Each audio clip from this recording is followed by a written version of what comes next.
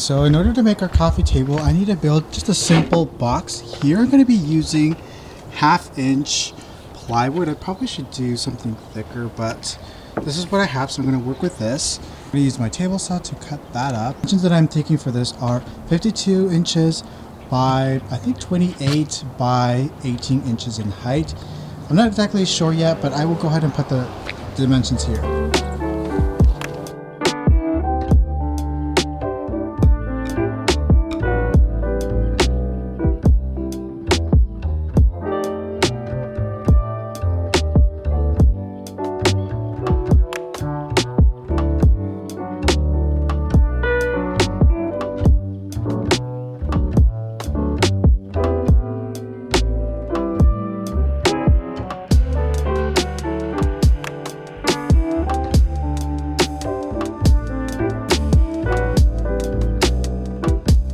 Okay, so basically I'm going to build a simple box. I'm here in the garage, by the way. It's cold and dark outside. So essentially just a simple box. I'm going to be using Elmer's glue wall. This stuff is great for wood and stuff. So I'm going to put a generous amount of glue and then use my brad nailer to basically clamp that into place. This stuff is pretty strong, so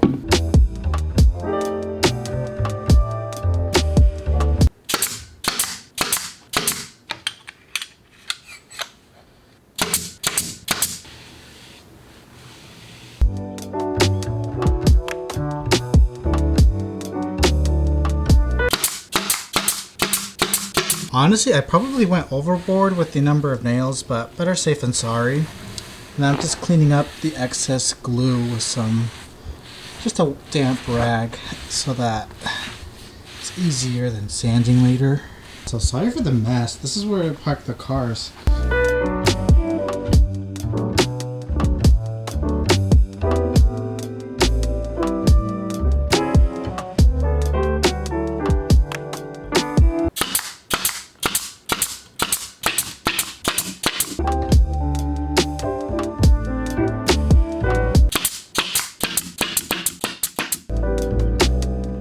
Okay, so before I put the top on, I'm going to put these panels in there to help add support on the inside so that when I put heavy crap on there, like I always do, it's going to be fine. I think this should be plenty. One here, one there. So I'm just going to go ahead and glue that on there and put some like bars to help secure that.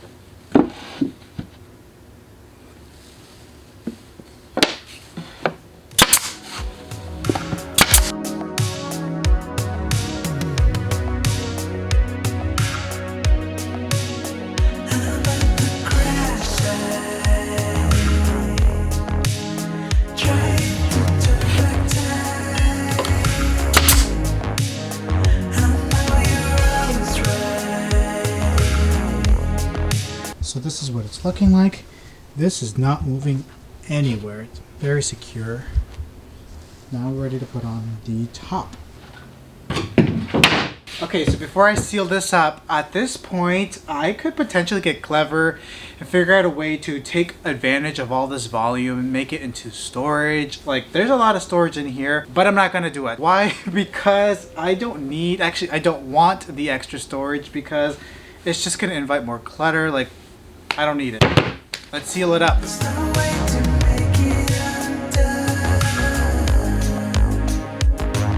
Oh wait, let's do the standing test. I can tell you, this is pretty sturdy.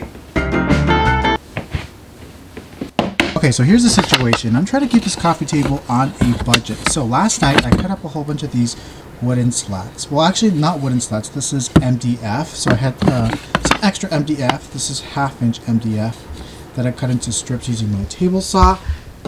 And this is going to go all around the coffee table, kind of like a fluted coffee table per se, and just go all the way around. So definitely needed a lot of these. I don't know exactly how many I had. I'll give you a count once I know. However, the edges are kind of sharp, so let's go outside and take care of this. Okay, let's take this to the next step. By the way, I'm outside, it's freezing, the sun just set, the challenges of DIYing in the winter. But I got a new toy, actually a new tool, it is a router, and with this router basically I can kind of like round off the edges here. And overall, this router table, I'm pretty happy with it so far. I mean, I just got it, so I can't really give a full review. Let's get to work because I'm losing daylight. Well, I already did. So basically I'm gonna slide this through here, and then the router bit is going to round off the corners right here. And this is like the protective shield, also for like the dust. We don't want that dust coming towards us, of course.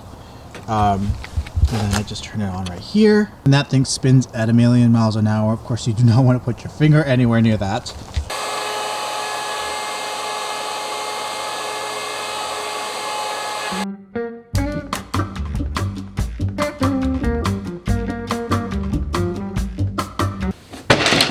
The pieces here, as you can see, the hopefully you can actually see, the edges are kind of curved off. Okay, so now I'm just gonna go ahead and glue them down to the sides of the table. Hopefully there's enough. I didn't really count. I probably should have figured out how many I needed, but let's hope for the best. And again, I will be using some Elmer's glue, then with the brad nailer to kind of, you know, hold them into place while this dries.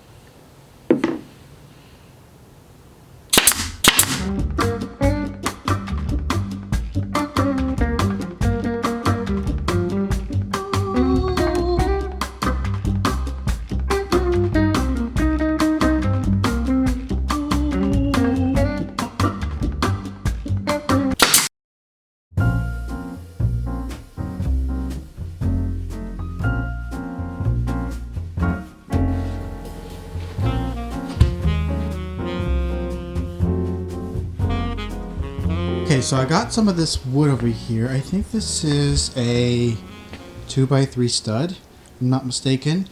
And basically I will be using this to kind of create a base for the table. This is going to add some height, and also when like vacuuming and stuff and cleaning, like this is going to allow that to easily go. And honestly, I think it's just a nice subtle detail that kind of makes it feel more like a plinth rather than, I don't know. I just think it's a better design.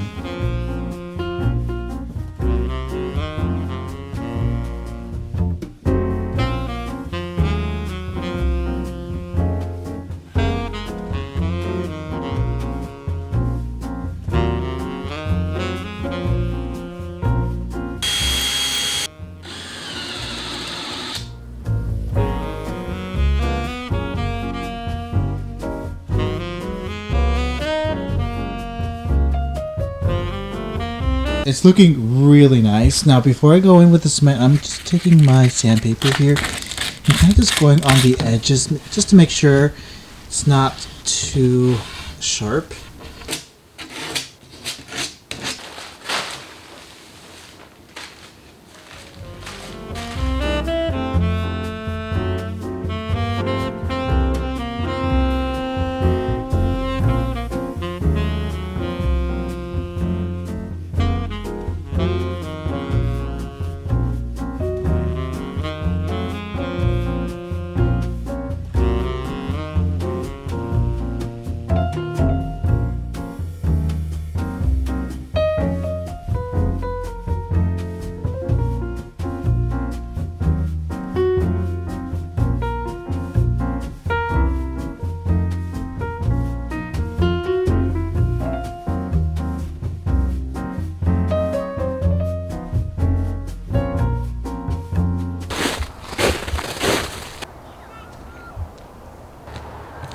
So it's the next day, the table has dried, and let me tell you, it's actually looking really nice.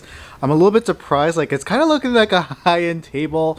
So I'm actually going to go ahead and apply another coat, maybe two, we'll see, just to make sure that it's nice and thick and durable. Now with this next coat, I'm going to go in with a little bit of a lighter color just to create some variation, and result this will make it look a little bit more textured and such.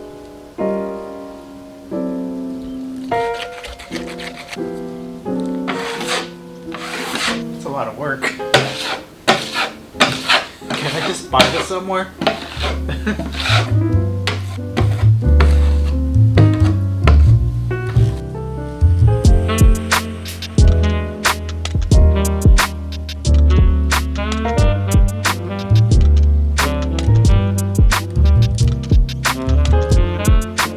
Hi, so it's the following day. This is pretty much great as is, but I want to take it a little bit further and even create more variation within the color. Maybe develop like a faux aged effect, just so it's not so solid color, you know? So I'm gonna next do a lighter coat with this. So this is the buff color, so it's like a brown color. Mix that in with the charcoal and develop like a sort of dark brown almost. So we'll do that, and let's hope I don't screw this up because it's great as is, but you know, I'm a perfectionist. I can't help myself.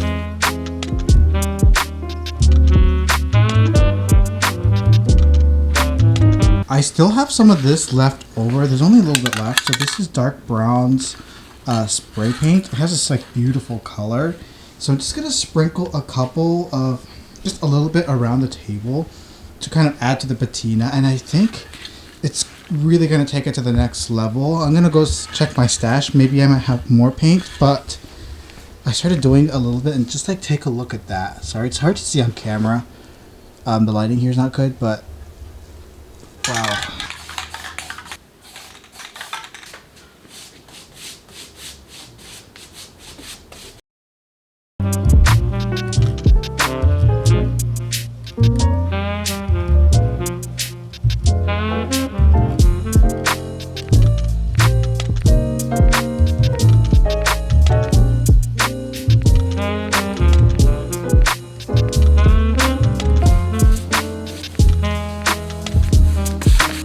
I absolutely love this vintage travertine coffee table. It's solid stone and it's very heavy, annoyingly heavy. I've had it here for a while now, but I'm just ready to do something different. I'm not going to get rid of it by any means. Probably my favorite find. However, I am ready to do something different. So I'm going to bring in the new coffee table I just built. Now keep in mind, I am going to be doing a living room refresh, so make sure you're subscribed for that. So the context of this is going to change, but I still think it works with this design. So I'm going to go ahead and bring it in here and then apply actually another coat, sealer, a wax sealer, and then we'll do some styling to kind of just give you some ideas on how you can style a table like this or your own coffee table. It's a request that I've actually gotten, so let's go ahead and do that.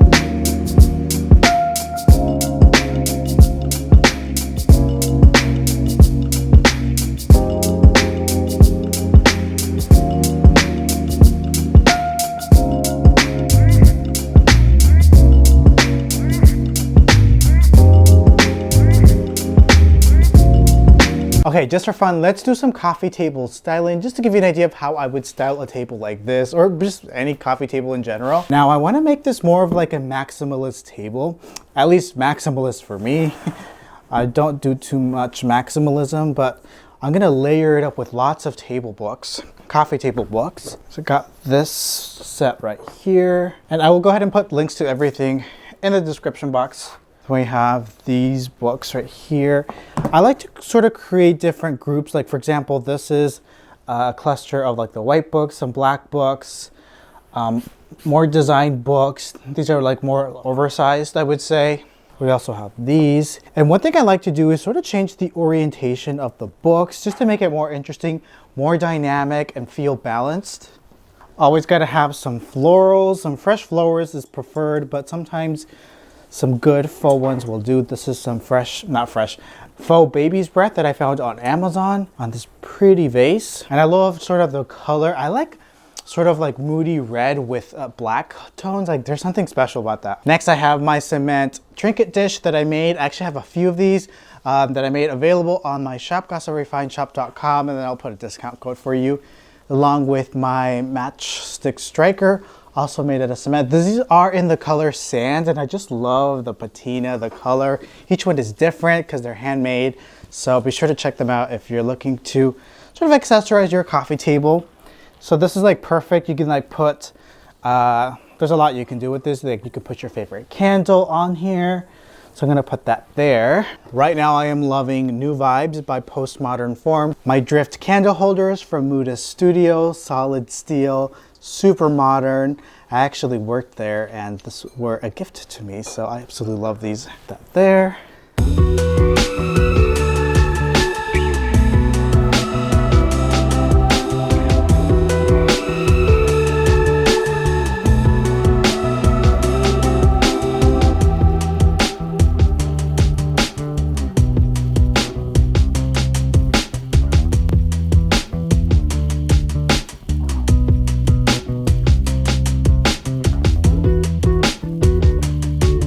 it's done. Oh my gosh, I absolutely love this table. I'm not gonna lie, replacing the travertine coffee table is a little bit challenging because whatever I replaced it with need to live up to that beautiful table. And I think this one's really close to doing so. I cannot wait to incorporate this into the new living room design. So be sure you are subscribed so that you don't miss out on that makeover. It's more like a refresh, I would say. In fact, some furniture is already starting to arrive. Now, let's talk numbers. The price to create this coffee table for me was about $200, not including the power tools that I already had. So that includes the 2 plywood sheets, which there's actually a lot left over, maybe even to make like a side table or something. And then these cement skim coats, the pigment, the finish, like the not plaster, like the sealer, glue, nails, and all that, but not including power tools, about $200, roughly speaking. Definitely a great option compared to purchasing a plinth table at a much higher price. So definitely let me know your thoughts on this table. It's a little bit brutalist, which I kind of like. Hopefully with the new pieces that I have designed, like it's going to soften it up a little bit. So thanks for watching, but don't go yet. Be sure to check out my DIY playlist, which I'll put here, of lots of other DIYs that I've done, including an IKEA side table hack that I think you're gonna wanna watch. And also go check out my shop, gasarefineshop.com.